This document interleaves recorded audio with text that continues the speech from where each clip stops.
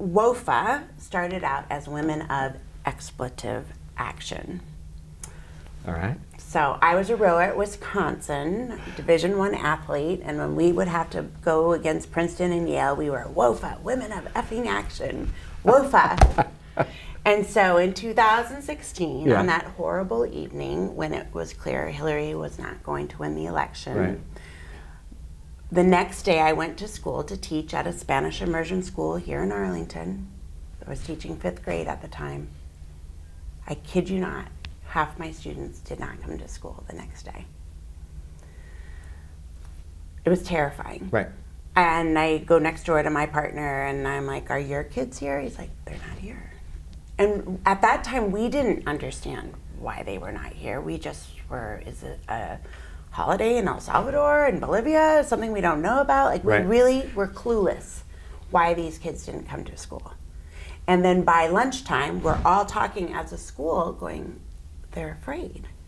Our community liaison was like, of course they're not here today. They're afraid of ICE and being deported.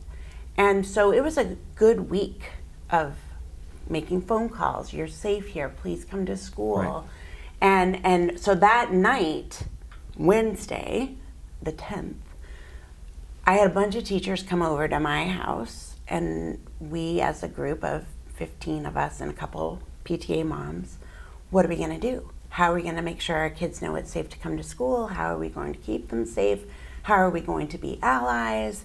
And right away that night, over copious amounts of wine, WOFA also stands for Wines of Argentina, true story. And after copious amounts of wine and talking about what we could do to make sure our community felt safe, WOFA was born. And that group turned into quickly, the Women's March was starting to happen and the huddles were happening. So 20 turned into 100 people. And just in Arlington? Just in Arlington.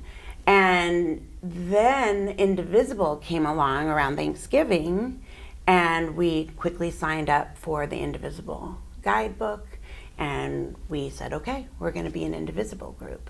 So our first action was a former student of mine was a teacher in Rhode Island, and he wanted to bring 100 students to the Women's March. His mom is Lynn Borton. Oh. So he continues to bring, he continues to bring the kids down, not just for the march, but for a week in, Right? So, so Lynn says, hey, could you help Seth bring some students down? And WOFA went into action. We housed the kids. We made brown bag lunches. We've got dinners donated. And we were able to get congressmen to meet with them and teach them about networking. And then we protested with them. And it was an amazing, amazing experience. And teacher-led, of course, right? Teachers, we're amazing. We do these things. Some people say we're indoctrinating our students. But guess what? We're teaching them about the democratic process and free speech and how to organize. And so that was a super positive event. But then we were going out to Dulles doing the protest for the Muslim ban. And then we were going down to Betsy DeVos and targeting that and the Department of Ed, and then the gun violence and March for Our Lives. I mean, so we were marching and protesting and organizing all these things. But then we really took a step back and we all had our pet projects. Environment, Moms Demand Action, illegal immigrants, immigration, right? And Indivisible said, whoa, stop. These are all important issues. But if we don't have people in office to change, we're never going to get anywhere. So we need to take a play out of the Tea Party book. And that's what we did. And so WOFA said, Arlington Dims, you got it. You got it up here. You're good to go. We're going to bring our energy and organization to 5 districts. And we went to Virginia Beach, and we were out in Roanoke, and we were out in Fredericksburg and Stafford, and Josh Cole and Abigail Spanberger, Jennifer Wexton, Dan Helmer. We just adopted these 5 candidates, Danica Rome, and we postcards, fundraisers, sending money down to rural areas and making sure we had these 5 candidates. And all 5 of our adopted district candidates won in 2017. 2017, yes. Yeah. So we said, wow, this is working. The blue wave, Virginia, woohoo. And so things were going all right. We got through those horrible 4 years under that administration. And then when Biden went into office, I felt like we lost a lot of people, and then COVID hit. Right. And it was really hard to keep, because in Virginia we have elections every year. I know. And people forget, and they don't vote in every election. Right. They've got the federal only or the presidential only folks. And so that has always been a challenge to keep educating people that every election matters. Right now we have a school board election here in Arlington, and people just don't know, they're not tapped in. But boy, are they the first to complain about anything with the schools, right? And so you're like, but did you vote? Right. So. And did you, not just did you vote, but did you actually attend a forum? Did you actually find out about the candidates? Did you voice an opinion ahead of time? Right. Because that can be the most important thing. Right. So what has changed with the second coming of Trump? I feel like, however stressful that was, and I found it very stressful in 2017 and those 4 years, this just feels like on steroids or something just far more urgent. Yes. And I also want to say I have been impressed by people because I think there was a march right before his second inauguration, and I saw that being organized, and I thought, we're going to have to be out on a daily basis after he's in power. Let's not use our energy for that January 17th or whatever it was. But we've been out here. But people have been out every day, and it's been amazing to me. Every day. And so it's as horrible as it's been. It has provoked an equal, if not stronger, response. And that's encouraging. Yeah. I have to admit, also a little surprising to me, because I think people are, people that are getting affected by this are busy. They've got lives to lead, and so the fact they're showing up for protests and they're raising their voice is encouraging and I think incredibly admirable. And now we're starting to see people who voted for Trump coming out. Right. I mean, we had the Stop the Coup protest 2 weeks ago, and the USAID. I mean, there are federal employees who are now being affected, and the Medicare and Social Security. I've had conversations with people who are like, I voted for him, but I didn't vote for that. Right. And so we're starting to see that, which is encouraging. And to your point, do I still have faith in democracy? I do, because I think people are starting to wake up and say, I did not vote for this. Because it's become, I think, in so many ways, apolitical or nonpartisan, because it's really not about whether we have these programs. Right. It comes down to one simple thing. Congress votes on them, they decide on them, we have them. Right. If you're a member of Congress, whatever party you are, you don't get everything you want. That's the system. And things like canceling USAID and stiffing the farmers who do the food to table for all the schools, and the whole host of things, they would never, in any era, pass a vote in Congress. Absolutely. So that's what we have Congress, so that the people can compromise. And so, in my lifetime, I have felt like Congress has really let me down, because I was a teenager during Watergate. Mm-hmm. And Watergate to me was kind of a defining moment, which says, you know what, no one's above the law. Mm-hmm. And I remember, I've been on the left my entire life, so it wasn't like I thought, oh God, we got to put up with Nixon. But no, we don't have to put up with Nixon when he's a criminal, right? When he's breaking law. And what we're seeing is Trump just cancel unilaterally, act like a king, and the fact that Republicans in Congress aren't standing up doesn't really matter, because that's still not the system. Right. It would be just as bad, if Biden had done the same things, but for progressive purposes. Right. But he didn't. He Congress passed the IRA, and Congress passed these things. So anyway, I feel like it's non-political at this point. Absolutely. Absolutely. I mean, this affects everybody. Right. And everybody has a grandma, you know? Right. If you're lucky enough to still have your grandma, you know, you don't want to see her lose her money and not have the medical care she needs, the assisted living she needs. And so at the core, people can relate to some of the things that are now being taken off the table and illegally. Right. And this whole recent Department of Education shutting down, it takes an act of Congress to do that, but we're just going, you know, steamrolling through and throwing things and hoping what sticks. And now, just today, you know, he's rescinding this now, he's rescinding that. It doesn't seem very effective or efficient, you know, doji. You know, and I sit there going, what's costing us so much money to now all these lawsuits that are, you know, coming forward. Right. The churches who are saying you're not allowed to come into our church and spaces and take our parishioners. And so all these lawsuits. And so now we're rescinding this act and that act. How much money is that costing taxpayers? Right. And I think that's the point. I think it's the chaos is the point. And so that we all get worn down to the point we don't show up, we don't care. But it's not working. People are showing up. People are coming in droves. We had over 200 people at our last meeting.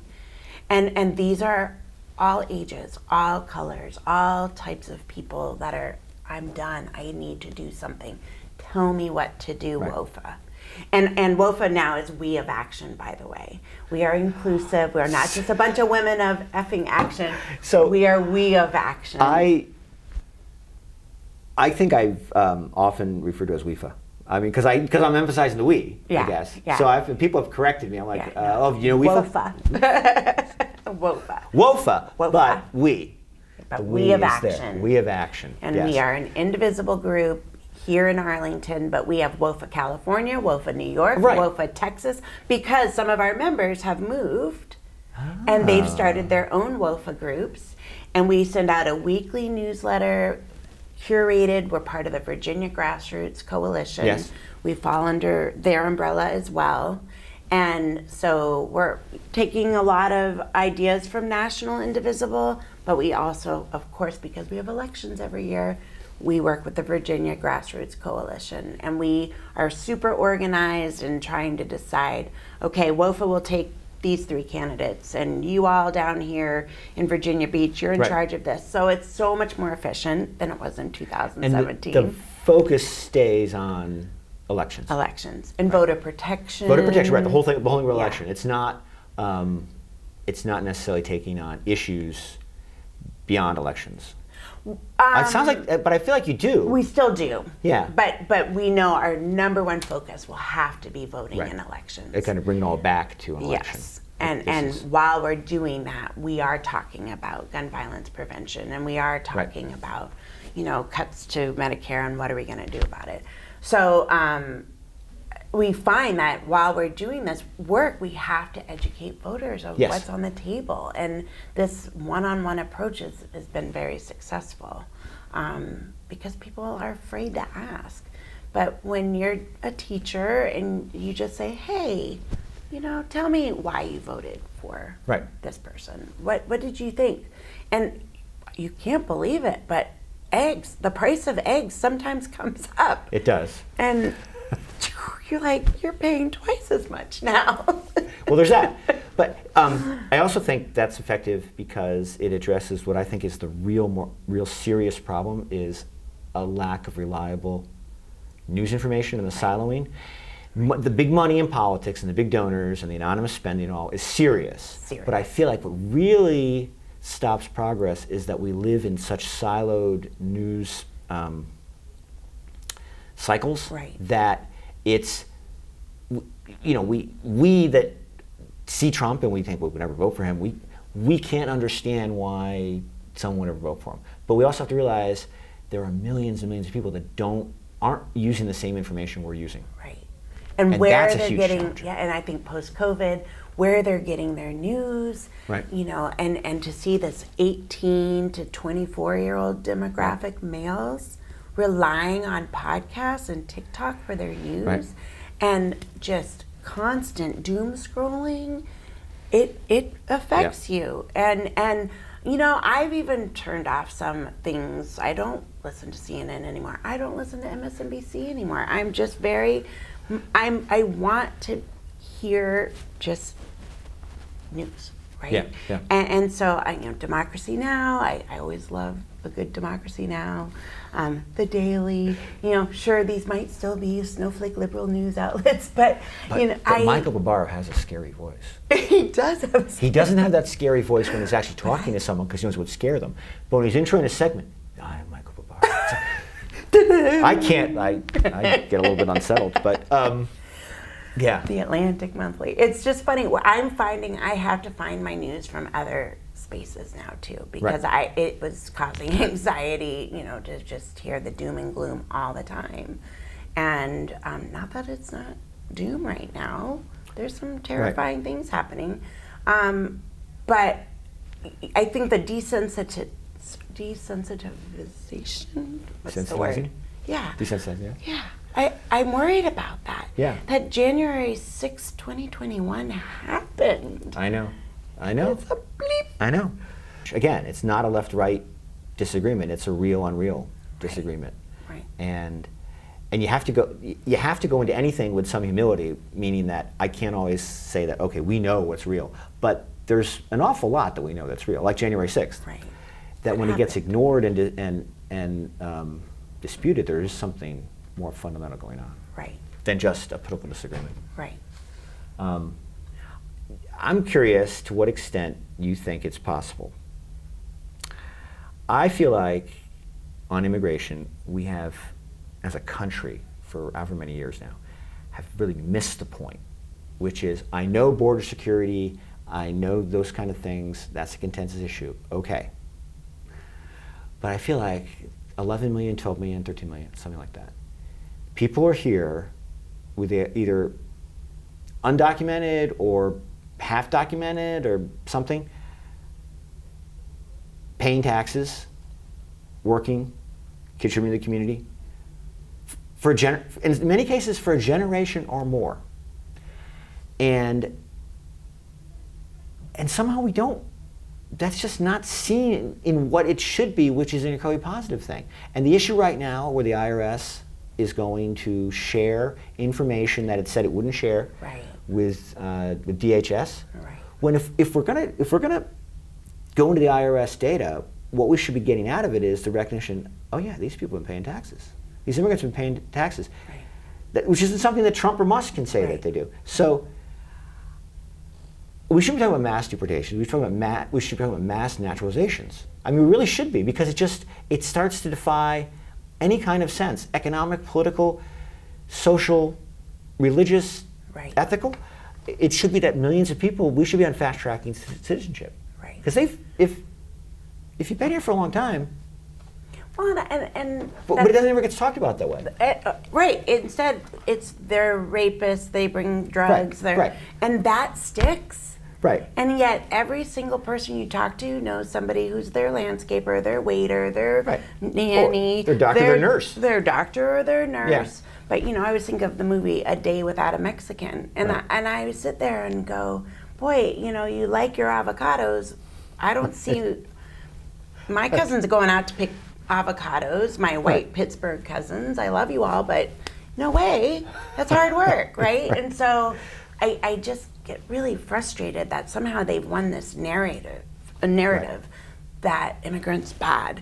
And even, we just started a TikTok with We Have Action, and we already have over 2,000 viewers. Yeah, which is incredible. Within 4 weeks, we have 2,000 viewers, and they're younger, and we are able to look at some data that shows immigration is a losing issue. The things that we get the most likes on, child tax credits. And that's great. Okay. Yeah. So just from our little research with our little data we have with our little TikTok, immigration is not, no likes. Nobody wants to hear about it. I find that just It is, and I should say quickly that I've avoided TikTok being on it because I'm on the impression you have to dance, and I really can't dance. So, but on immigration. But see, that's where I am probably most disappointed with the Democrats. Yeah. Is they have engaged on that issue as a border security issue out of a reactive fear, probably political consultant driven, like the polls show this, you gotta. Right. And I think everyone should be staunchly in favor of just let's do what the system should do, which is should be giving citizenship. My grandfather came from Italy. Right. He didn't have to wait a generation or more to become a citizen. Right. He came here without even a high school education, worked all his life. I mean, this is what people do now. Right. My grandfather's story from a century ago is the story of today, and we're, as Americans, totally failing. I mean, we should celebrate that, right? Celebrate that. I mean, I think that's one thing I've always loved about living in Arlington. I mean, I grew up, I was an Army brat, and when things finally settled, I grew up in Concord, New Hampshire. And I was one of 2 brown children in Concord, New Hampshire, my brother being the other brown child. Right. So my father was Mexican and my mom was from New Jersey. So I'm cafe con leche.